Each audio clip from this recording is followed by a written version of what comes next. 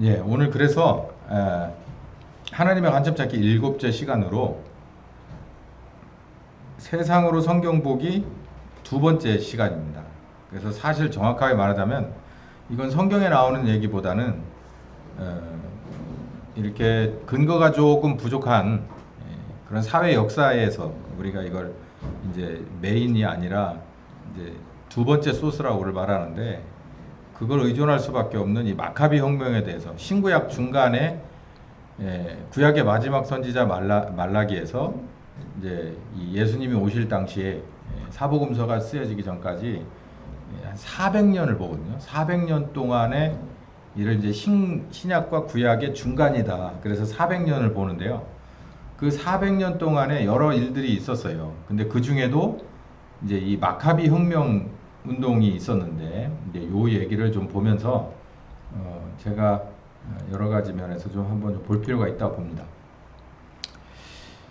일단 예수님에게는 정적들이 있었어요. 예수님이 이제 공생애로 나서서 그냥 나사렛의 청년으로 묶여 있을 때는 이런 정적들이 아니었고, 물론 있었겠지만 성경에는 그렇게 이거다라고 드러난 적은 없습니다. 근데 예수님이 이제 공식적인 무대에 딱 올라갔어요.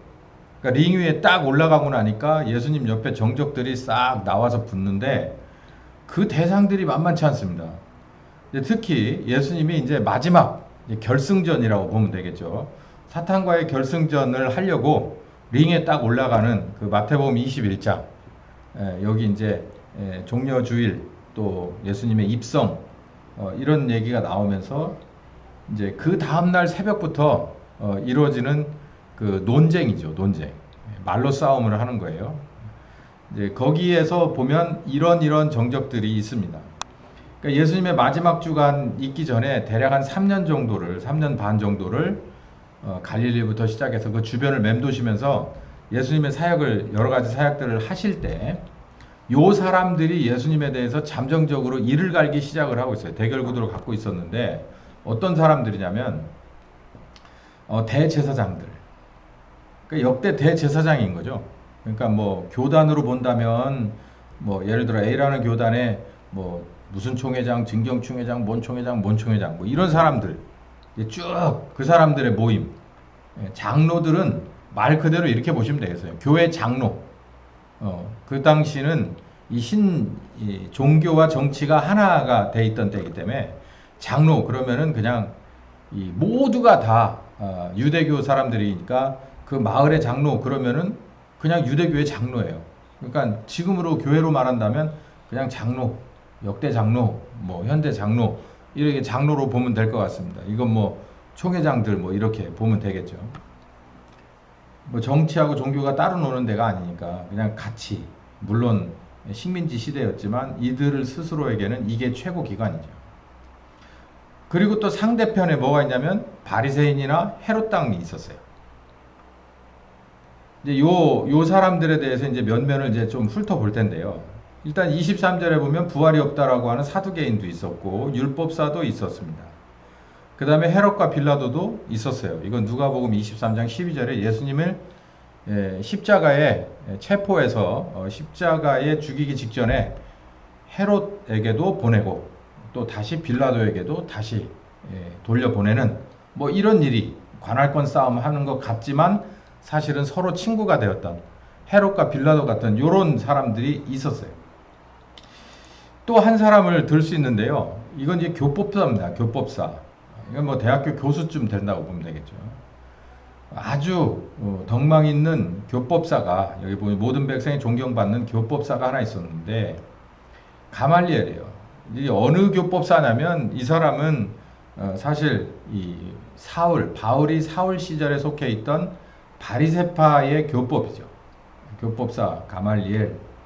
이 사람이 있어가지고 굉장히 노련한 사람입니다. 이 사람은 성경만 연구한 게 아니라 그 당시에 그 돌아가던 사회적인 현상, 그러니까 식민지 산하에서 유대교의 전통을 지키며 바리새인과 사두개인으로 나뉘어져 있고, 그리고 중간에 헤롯 당이라고 하는 엉거주춤한 이상한 사람들이 들어와 있는 이런 상황에서 수십 년 역사와 이 현상을 잘 분석할 줄 아는 그러니까 이 세상에는 아주 달인이죠. 정치 구단이라고 봐야 될까요?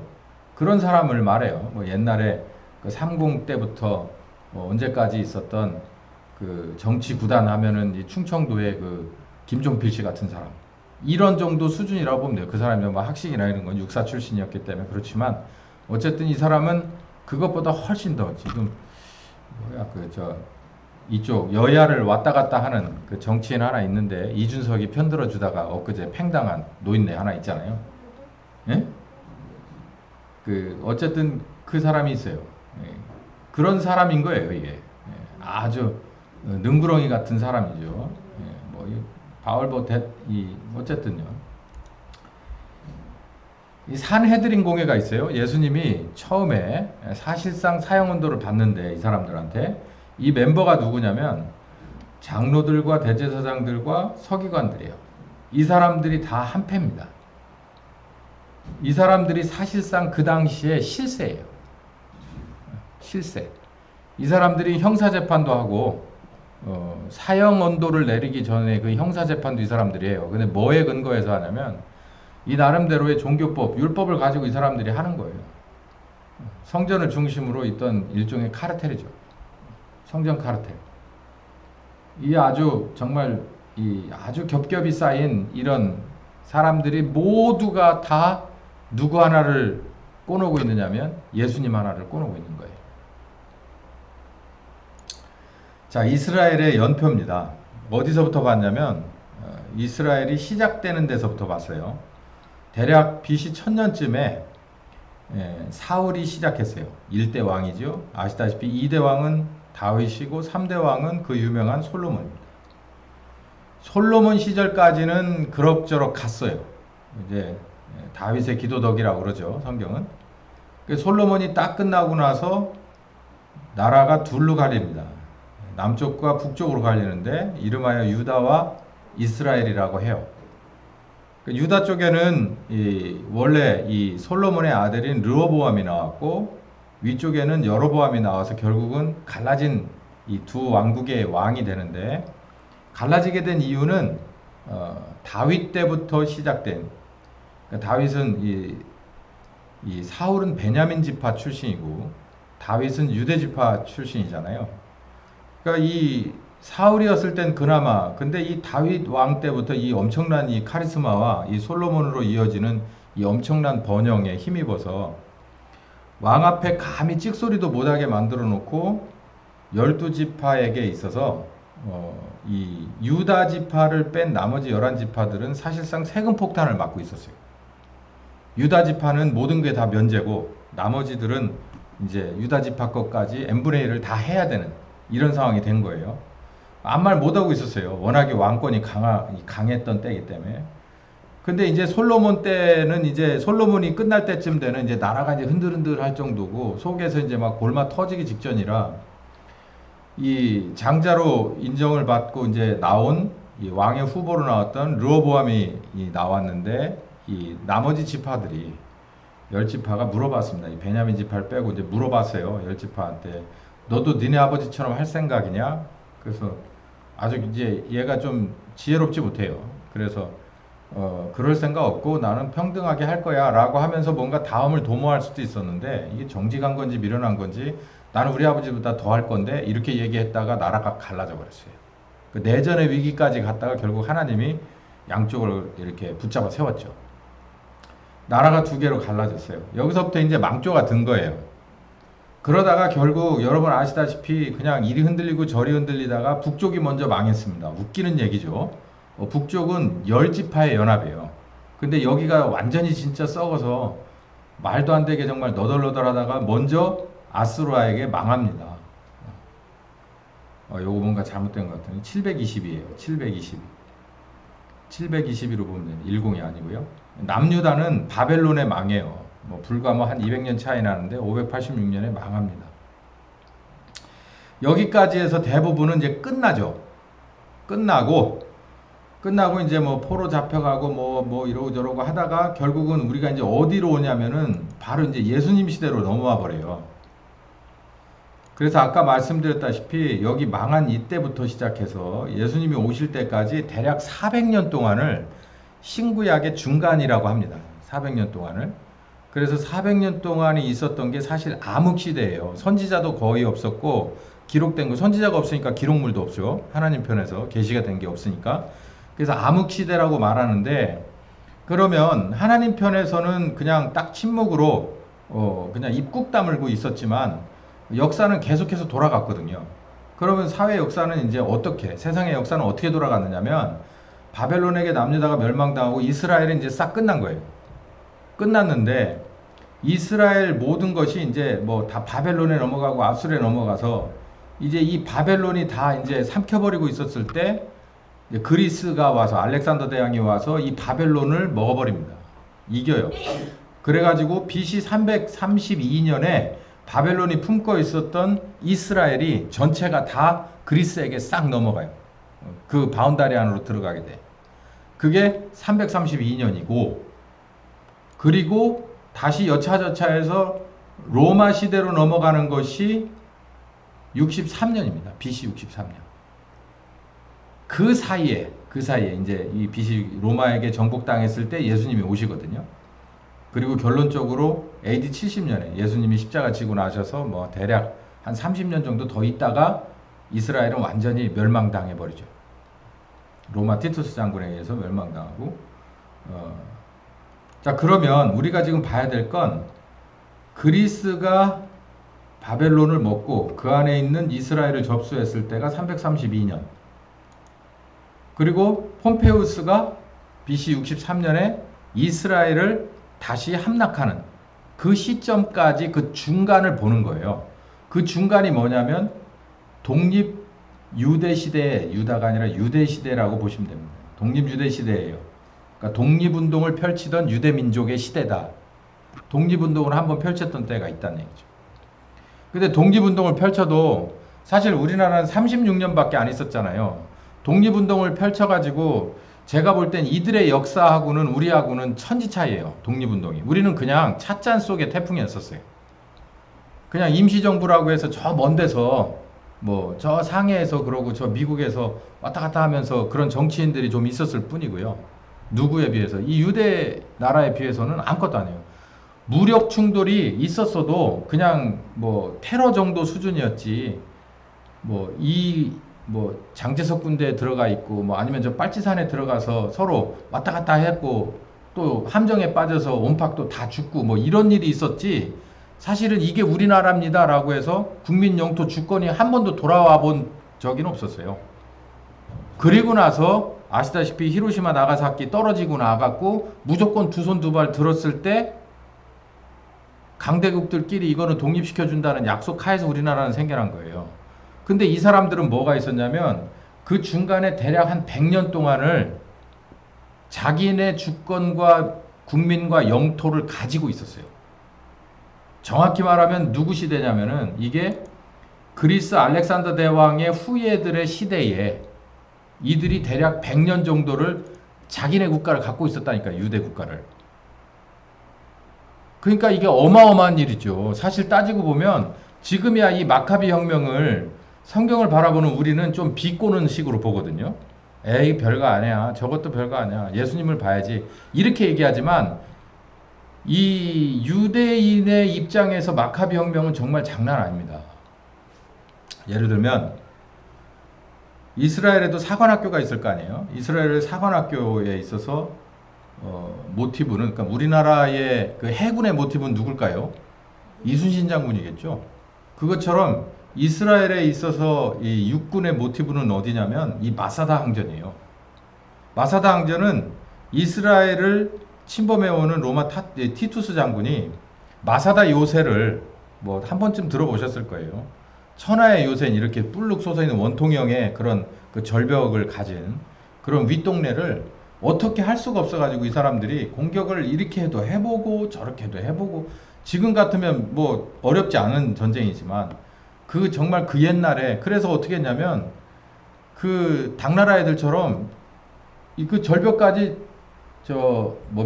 토벽을 쌌다 그래야 되나?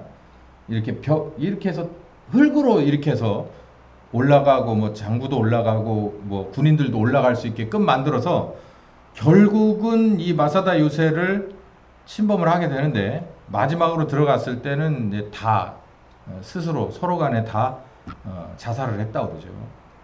내가 니들한테 항복은 하지 않는다. 우린 여기서 다 죽겠다. 그래서 모두가 다 여기서 죽었다는 거예요. 그래서 이거하고 비슷한 게 그 미국에도 있습니다. 미국에도 그 남부 텍사스에 거기가 샌 안토니오 그게 미 공군 그 훈련소가 있는 데인데 거기가 보면은 그 전체 미국에서 거의 성지로 보는 데가 하나 있어요. 알라모 요새. 알라모 요새 스토리도 이거하고 비슷합니다.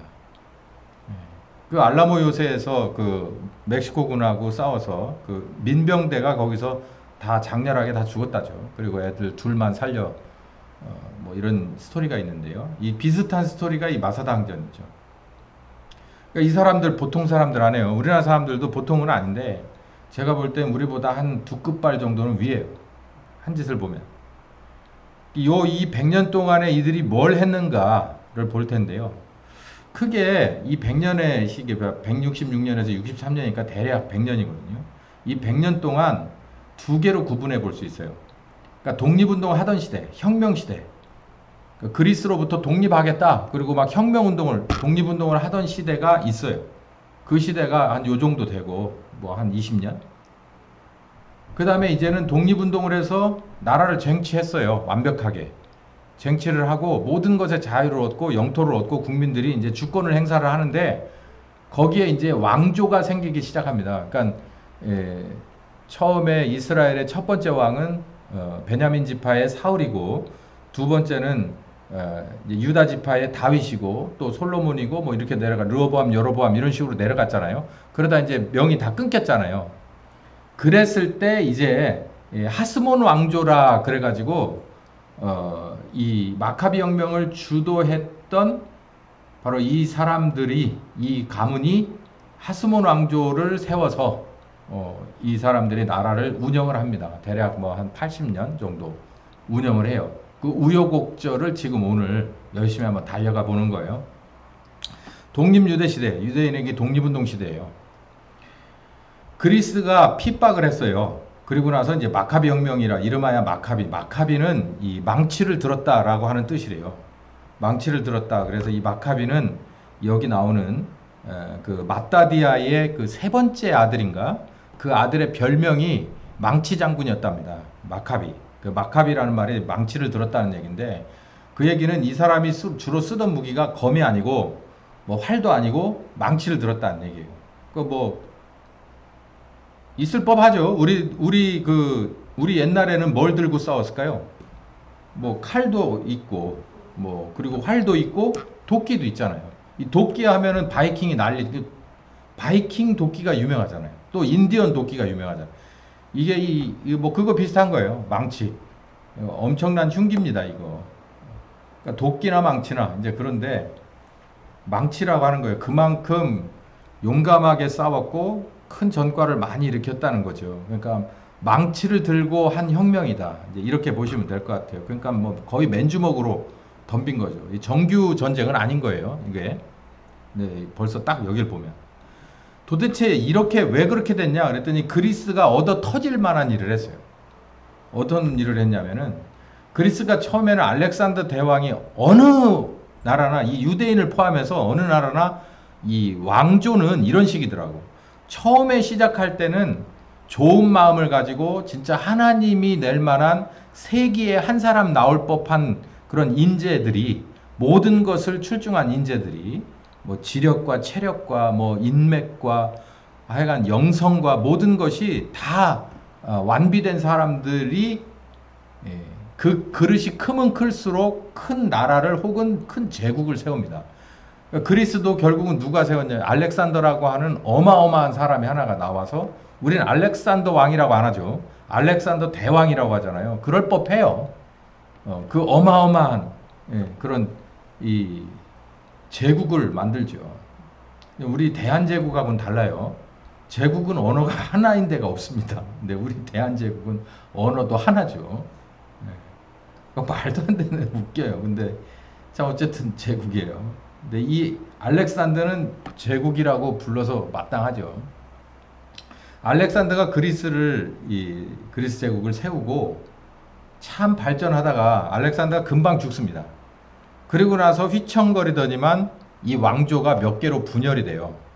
가만히 보면 로마도 마찬가지고 그 전신 그리스도 어디를 중심으로 해서 분열이 됐냐면, 하나는 이집트를 중심으로 해서, 남방은 이집트를 중심으로 해서 왕조 하나가 독립을 하고, 하나는 지금의 터키, 그리고 그리스, 그러니까 이태리 그리스 쪽을 그 북쪽으로 이렇게 해서 하나의 사실상 어떻게 보면 양대 제국인데 이름은 하나죠.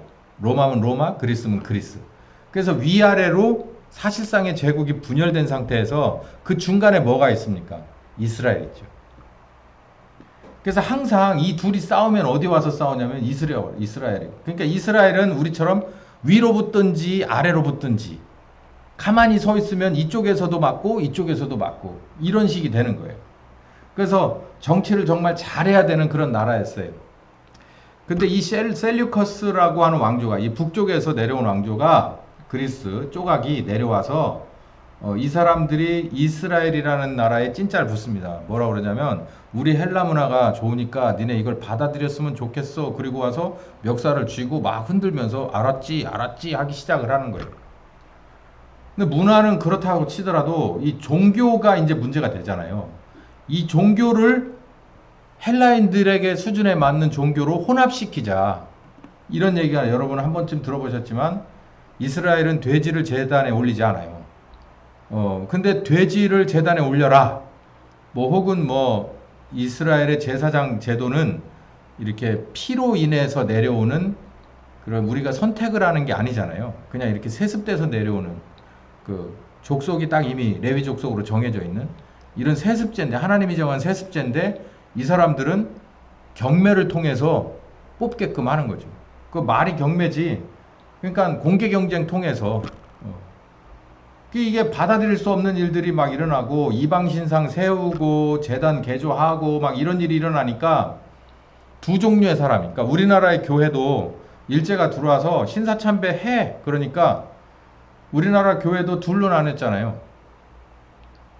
그 장자교단이라고 엄청나게 쫀심 세우는 대부분의 장로교 사람들은 그건 그냥 요식행위니까 합시다라고 했어요.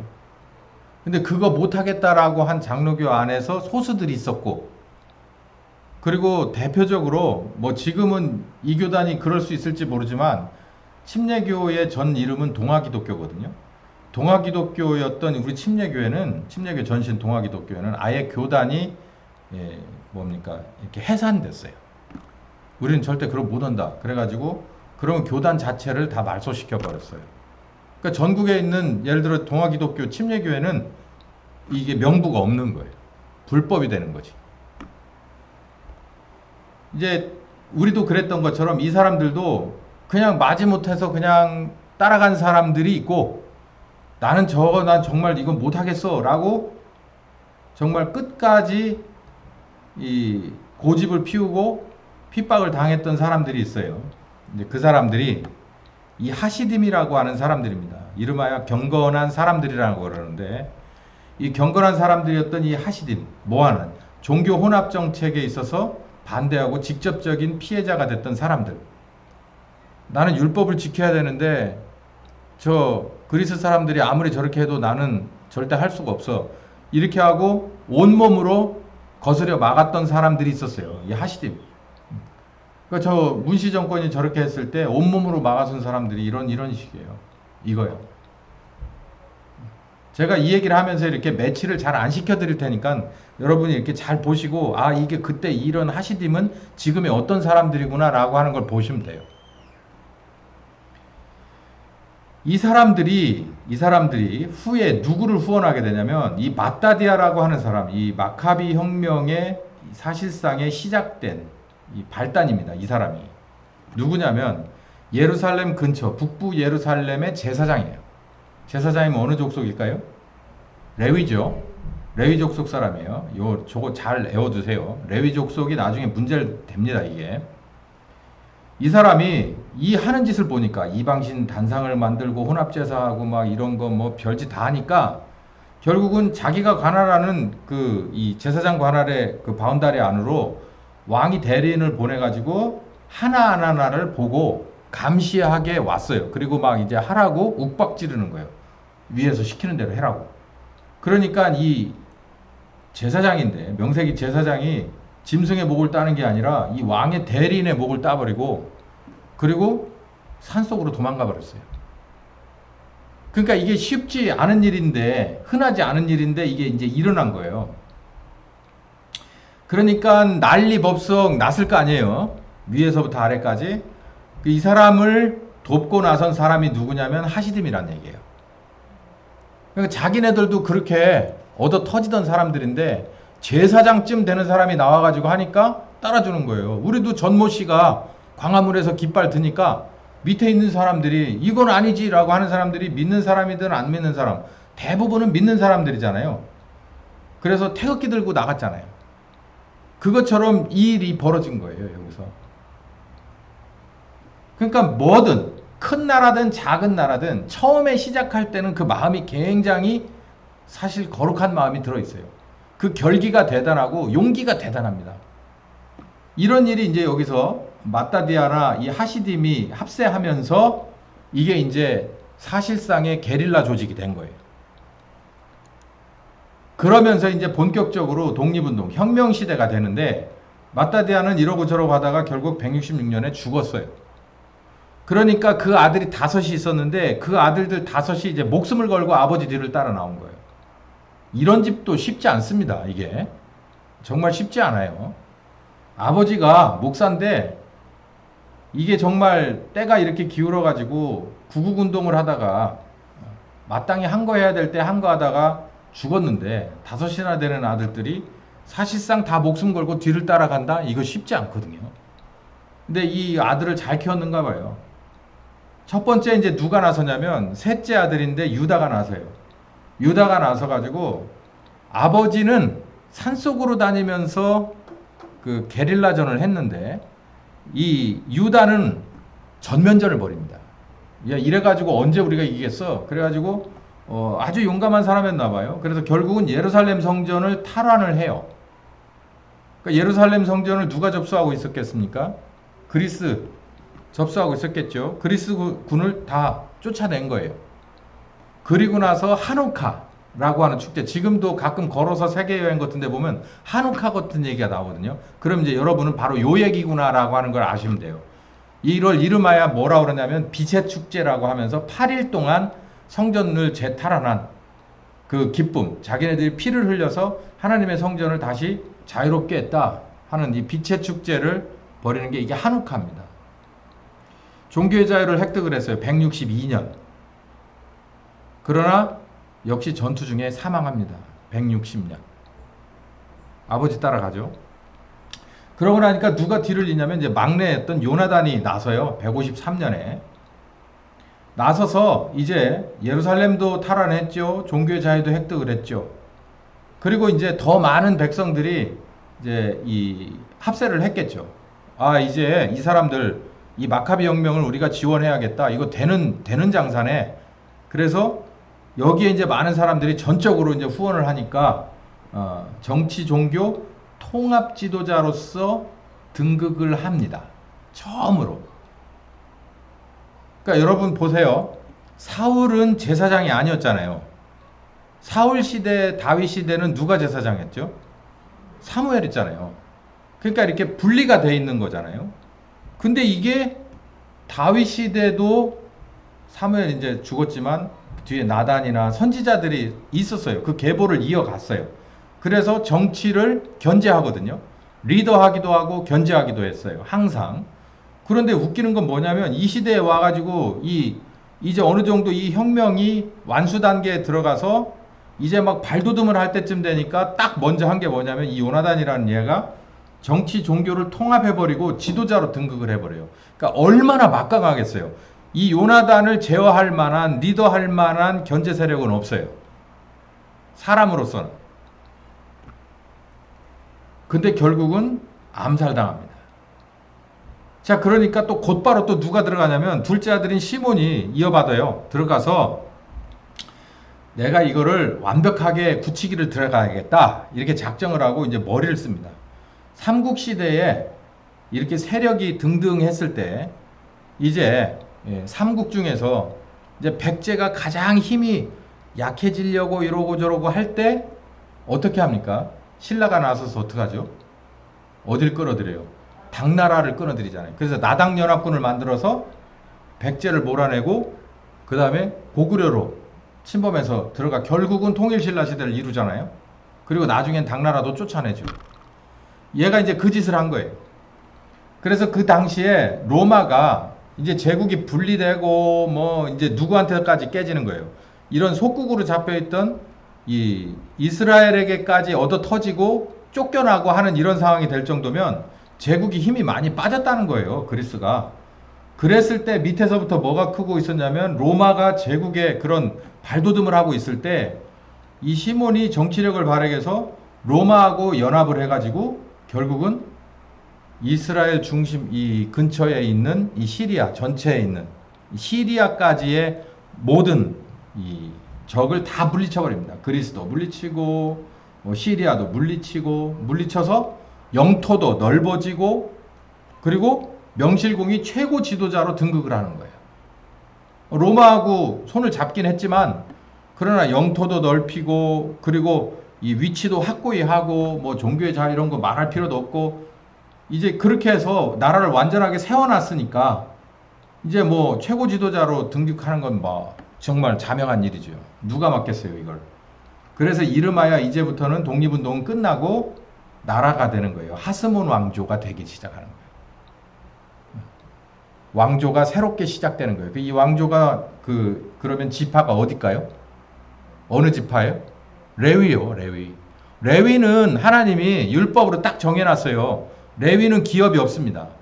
그러니까 정치를 할 수가 없어요. 애초에. 그래서 뭔만 하라는 거예요.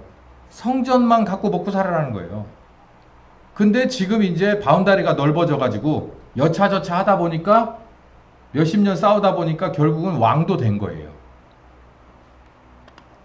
그래서 하스몬 왕조가 시작됐는데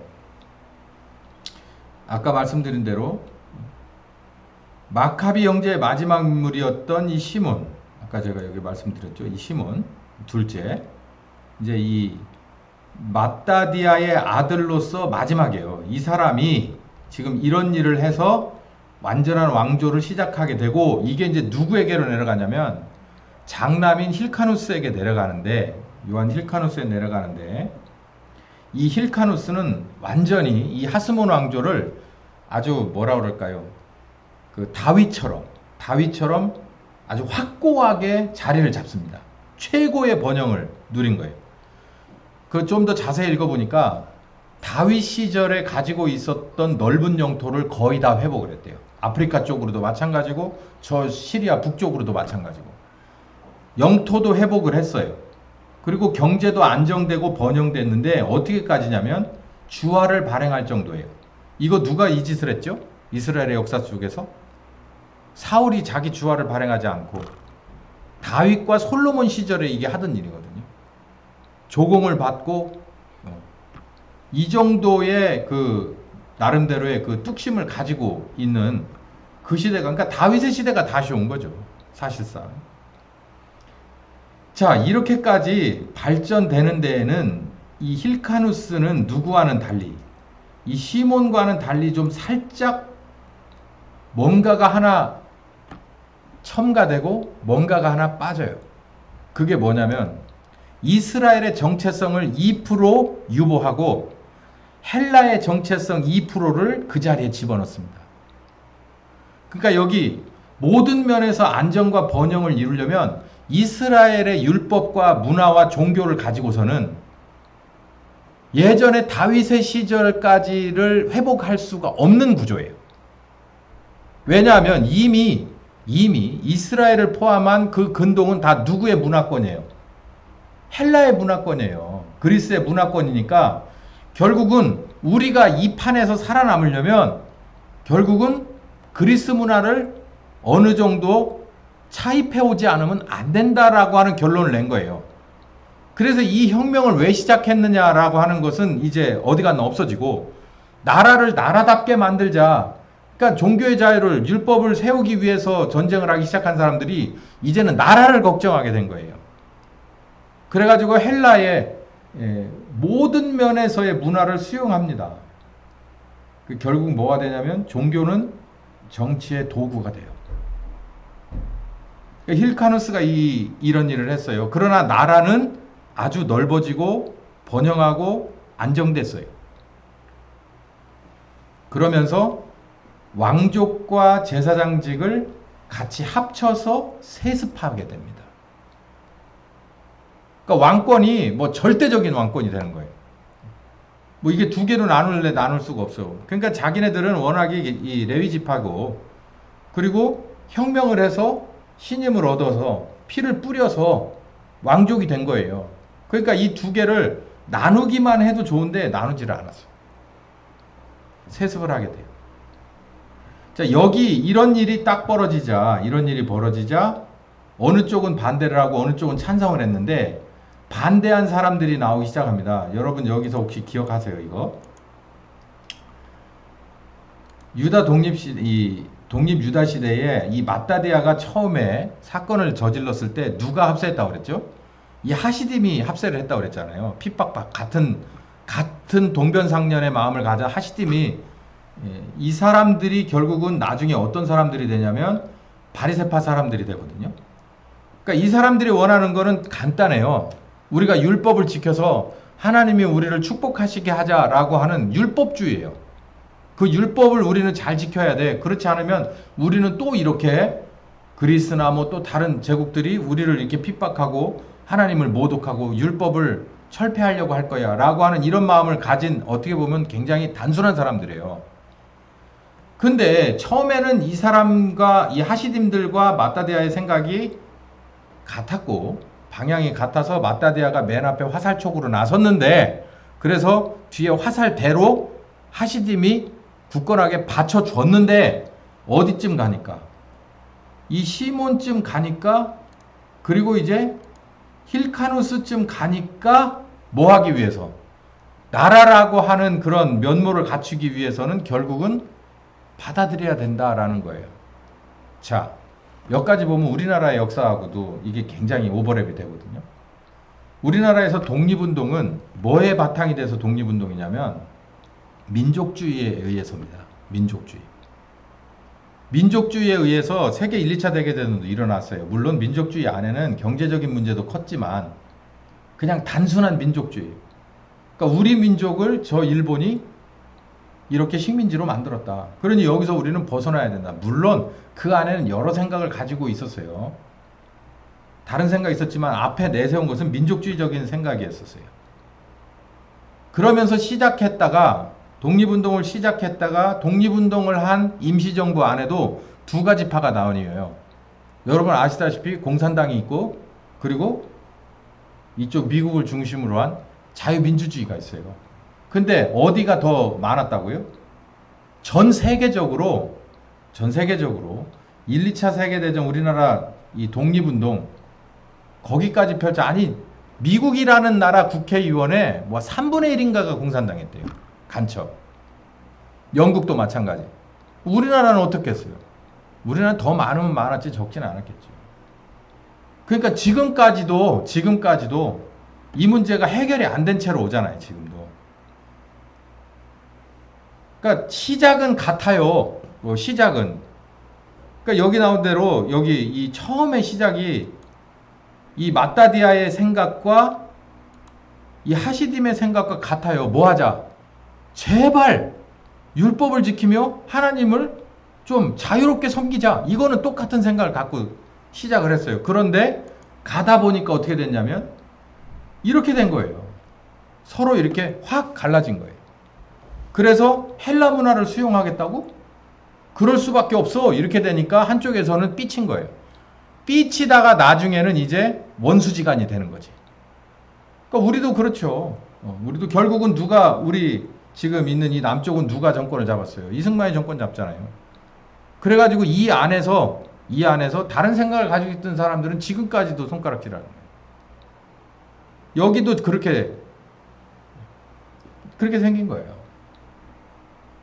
이게 사회적으로 볼 때는 이게 틀린 말은 아닙니다. 이게 여기다 종교라고 하는 것을 집어넣으니까 이제 그렇게 되는데, 여기다 그냥 보통 객관적으로 넣었을 때 예를 들어봐요. 지금은 그래도 많이 저기 했어요. 제가 20대 때 제가 처음에 그 친구 아버지가 그 목수 일을 했어요. 외장 목수 일을. 그걸 따라다녀서 이렇게 소위 말해서 디모도도 이게 일본 뭐 이렇게 비슷한 거잖아요. 거기 갔더니 알아들을 수 있는 말이 3분의 1이 안 돼. 왜냐하면 용어 자체가 한국말이 아니오. 그렇다고 나중에 알고 보니까 이게 정확한 일본말도 아니야. 에? 그러니까 이게 도대체 뭔가 나중에 가만히 알고 보면, 여러분 예를 들어서 3인치 반을 영어로 하면은 뭡니까? 3인치 half 뭐 이렇게 나갈 거예요. 근데 이거를 일본 애들이 이걸 하게 되면요, 3인치 앙 됩니다. 3인치 앙이 아니라 이찐이 상이니까, 그래서 상인치 앙이 되는구나. 앙이 뭔가 내가 나중에 엄청나게 물어봤다니까요. 그러니까 못을 갖다 놓고 이렇게 보니까 3인치 반이더라고. 지금은 그렇게 부르는 목수들은 없죠. 근데 그분들만 해도, 그러니까 우리 작은아버지 뻘 되시는 목수들도 그 시대에 보면은 지금하고는 뭐 전혀 다른 세상을 살고 있는 거예요. 여기 이런 거예요. 그 사람들이 20대 때 누군가에게 이 망치를 붙잡고 톱을 잡으면서 배웠을 거 아닙니까? 그때는 더 했을 거 아니에요. 그 위로 올라가면 일제시대지. 그러니까 그 사람들에게서 거의 대부분의 기술을 배워온 사람들은 여기 와가지고 그 용어 자체가 없어서 그냥 그걸 받아들일 수밖에 없는 것처럼, 여기서 헬라 문화를 적극 수용할래 아니면 선별 수용할래 차이는 있지만 수용하지 않으면 안 됩니다. 세계적인 추세에서. 우리가 쓰는 게 지금 인지 안 쓰죠. 미리 써요. 그럼 인지는 미국 거고, 그러면 미리는 우리나라 세종대왕님이 만든 겁니까? 그렇지 않잖아요. 우리는 뭐 한치? 뭐 이런 거 쓰잖아요. 도대체 한치는 얼마나 되는지 난 잘 모르겠어요. 먹는 건지. 그러니까 이게 그 당시에 이 모든 면을 다 이렇게 다 휘감고 있던, 이걸 현실적인 거죠. 이러다 보니까 한쪽에서 싫어하는 거예요. 누가? 나는 그냥 신앙의 자유하고 율법만 원했어. 이런 건 원하지 않았다고. 근데 이 하시딤들이 뭘 원했냐면요, 아까 말씀드린 대로 유대인인데도 불구하고 그 그리스 군인들이 와가지고 하라는 대로 이렇게 제단을 오염시키고 하는 이런 일에 합세한 사람들, 우리 보면 신사참배한 사람들이요, 그런 사람들을 데려다가 린치를 했어요. 가혹행위를 했단 말이에요. 면박을 주고 창피를 주고 처벌을 하고, 뭐 그 과정에서 많은 이런 일들이, 그러니까 빨갱이 인민재판 비슷하게 이런 일이 일어난 거죠. 그러니까 하나님의 이름으로 하는 거예요. 그걸 너는 배반했다 이거예요. 그러니까 거기에 맞는 대로 등급을 정해서 자기네들 하고 싶은 짓을 하는 거예요. 자, 그러니까 지금도 마찬가지잖아요. 야, 내가 태어나 보니 일제시대인데, 에? 그래서 나는 우리 아버지 엄마가 내 이름을 뭐라고 뭐 야마모토 뭐라고 져줬는데, 그걸 내가 우리나라 조선시대를 살아봤냐? 태어나니까 일제시대인데, 우리 어머니 아버지가 39, 40년생이니까 태어나면서 일제시대 아니에요. 그분들한테 무슨 민족정기 얘기하고 하는 거 말이 안 되잖아요. 근데도 불구하고 말이 된다고 우기는 사람들이 대한민국의 주도권을 쥐고 있잖아요, 지금. 여기도 마찬가지예요. 그러니까 반대편에 서서, 야, 태어나니까 내가 일제시대 아니오. 웃기는 소리 하지 마. 너 몇 살인데? 너는 태어나니까 대한민국이라 그런 소리 할 수 있지만 나는 태어나니까 일제시대거든? 대한제국이 뭔지도 몰랐고 조선이 뭔지도 몰랐어. 갔더니 히라카나 가다카나 가르쳐 주더라. 이게 서로 맞서기 시작하는 거예요. 제가 지금 후자에 말한 사람들이 누군지 아세요? 사두개파입니다. 그러니까 이제 이게 감정 싸움을 넘어서서 이제는 사실 칼만 안 들었지 서로 하나가 되기는 어려운 상황이 돼버려요. 근데 이 지금 이 하스몬 왕조가 어디 편을 들었다고 그랬죠? 여기잖아요.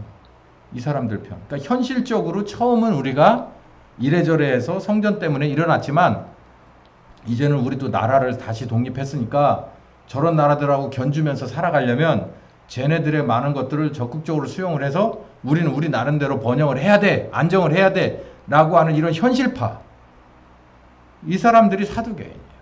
그러니까 이제 명확하게 아셨죠. 이 바리새하고 사두개의 이 족보를 여러분 아셨죠. 이게 지금 우리하고도 패턴이 똑같아요. 어디? 교계하고.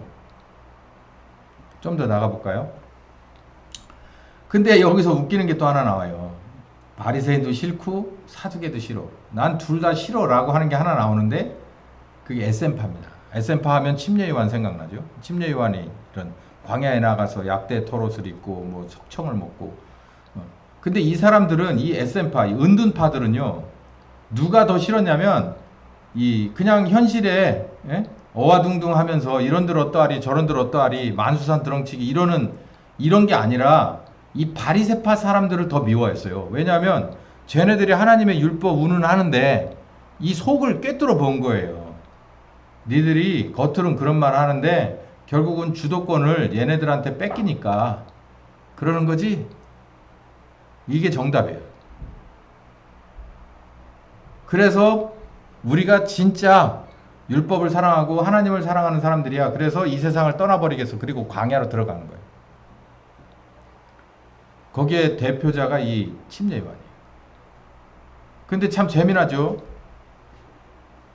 선지자 중에서 마지막이고 선지자 중에서 제일 뛰어난 사람이 예수님이 누구라고 그랬어요?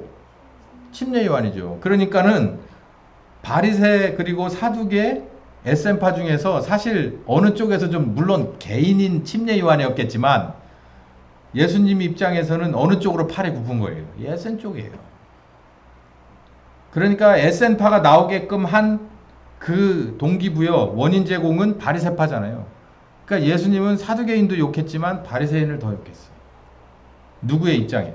침례요한의 각도예요. 물론 예수님의 하나님의 각도이긴 하지만 에센파가 그러니까 이 사람들이 정말 좋은 사람이고 잘된 거냐? 그렇지는 않고 이 사람들은 그나마 이 둘 사이에서 어정거리질 않고 밖으로 나온 사람들. 에센파 사람들이 한 일이 많습니다. 성경을 대부분 이 사람들이 필사를 해서 남겨둔 게 많아요.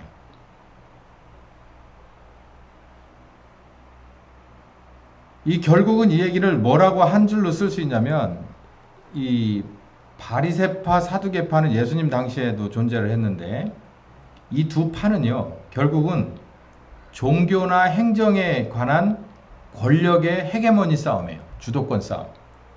이거 이상도 이거 이하도 없어요.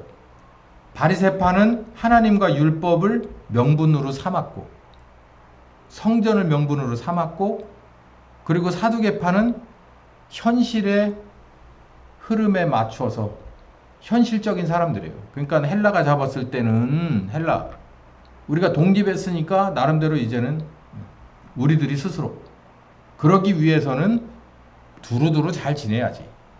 이게 아주 현실적인 사람들이죠. 그걸 누구? 이 왕조. 이 사람들이 이 하스몬 왕조가 어느 지파라고 그랬죠? 레위 지파 사람들이에요. 레위 지파니까 공식적으로 어떤 근거가 율법에 있느냐면 성전을 이 사람들 소유로 끝까지 가져갈 수가 있었어요. 그래서 여기에 찬성하는 사람들이 나오는데 결국은 이게 뭐가 되냐면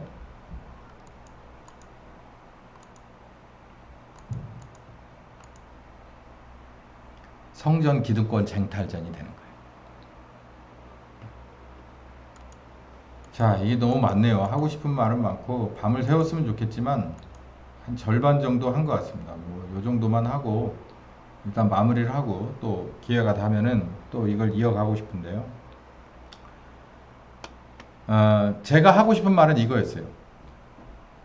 우리나라의 근대사도 그렇고 여기 지금 이스라엘의 신구약 중간사도 그래요. 이게 격동의 세월 아닙니까? 격동의 세월. 식민지 뭐 이런 우리도 이렇게 겹치는 부분이 있단 말이에요. 그러니까 이 여기에 있어서 누구는 빠지냐면은 예수 안 믿는 사람들은 빠져요. 그 사람들은 여기에 들어올 필요가 없어요. 근데 다음 시간에 뭔가를 하게 되면 그 사람들도 한 구찌 타고 들어와요. 지금하고 완벽하게 똑같아지는 거지. 제가 아까 초입에 얘기했잖아요. 예수 안 믿는 사람들이 이 크게는 이 개신교계를 뭘로 보느냐면 헤게모니 싸움의 한 세력 일종으로 본다고요. 예수 안 믿는 사람들도. 그러니까 정치 싸움에서, 정치 주도권 싸움에서 서브 파워 정도로는 교계를 본다 이 말이에요. 그걸 본다고 그러면 누구도 그거를 생각하고 있냐면 교계 지도자들도 그런 똑같은 시각을 갖고 있다라는 얘기예요.